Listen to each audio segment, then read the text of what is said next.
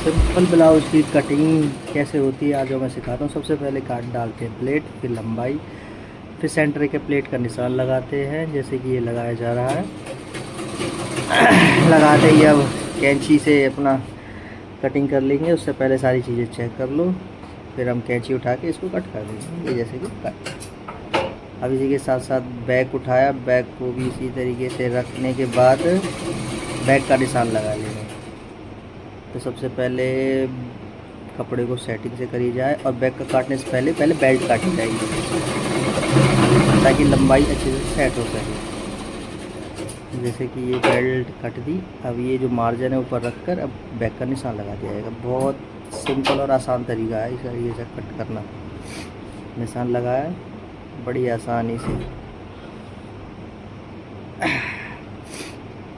ये बैक का निशान सिर्फ 5 मिनट में कट जाता है ब्लाउज़ अगर इस तरीके से काटा जाए तो। ये देखो फटाफट ये बैग भी कट हो चुका है हमारा। मात्र 5 मिनट में ब्लाउज़ तैयार हो जाएगा। बेल्ट वाला कटिंग होगा। बिल्कुल सिंपल एंड सोबर तरीका है ब्लाउज़ कटिंग का। अब बैक निशान लगाएंगे 4.5, 5.5 और फुटे की सहायता से इसको सीधा कर दिया जाएगा। सीधा कर दिया। अब ये तो हो गया भाई फ्रंट बैक तैयार। अब बाजू की कटिंग कर ली जाए। ये बाजू की कटिंग के लिए सबसे पहले मार्जिन का निशान, जितनी बाजू है लगभग हमें 6 इंच की बाजू तैयार करनी है। 6 पे निशान, 6.5 पे निशान लगाएंगे। ये अब मुड्ढे का निशान लगाया जाएगा। 7 था, ये 7.5, आधा इंच एक्स्ट्रा लेना पड़ता है ताकि हमारी बाजू आसानी से चढ़ जाए। गोलाई का निशान छोटे से फिर से बाजू गोलाई का निशान लगा दिया, तुरंत इसकी कटिंग कर दिया। ये तो तैयार हो गया बाजू।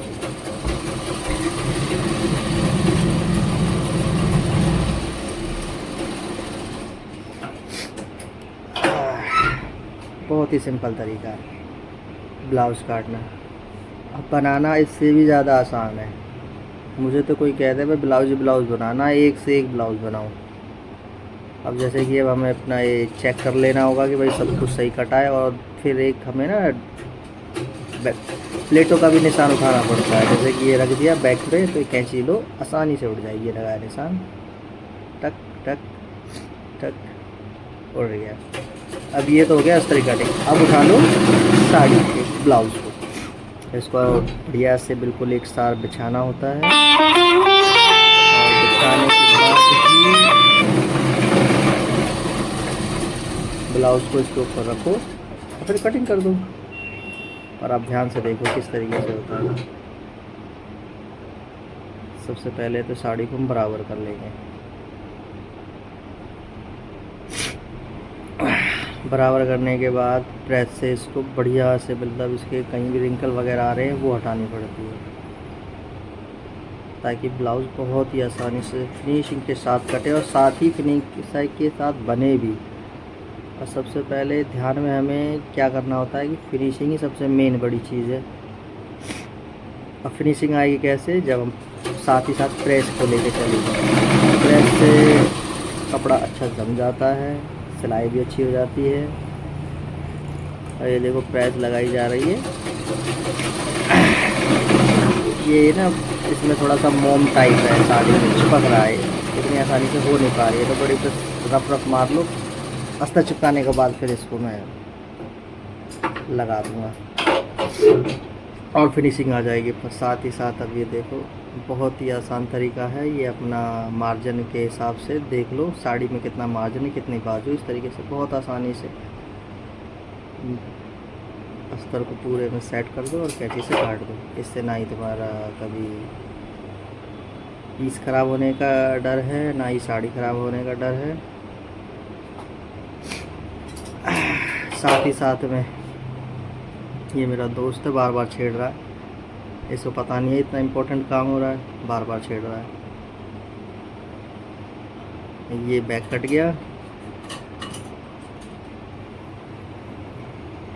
ये फ्रंट।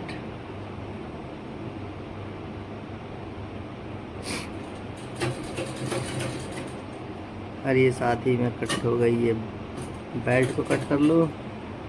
अभी इतना सारा कपड़ा दिख रहा है ना बचता है, इससे डोरी बन जाएगी हमारी। अगर किसी को डोरी बनवानी है, इसमें देखो कपड़ा भी बच गया, डोरी भी बन सकती है। तो कुछ ये है कुछ ट्रिक, जैसे आसानी से ब्लाउज कट हो जाते हैं, कपड़ा भी बच जाता है, डिज़ाइन भी बन जाएगा।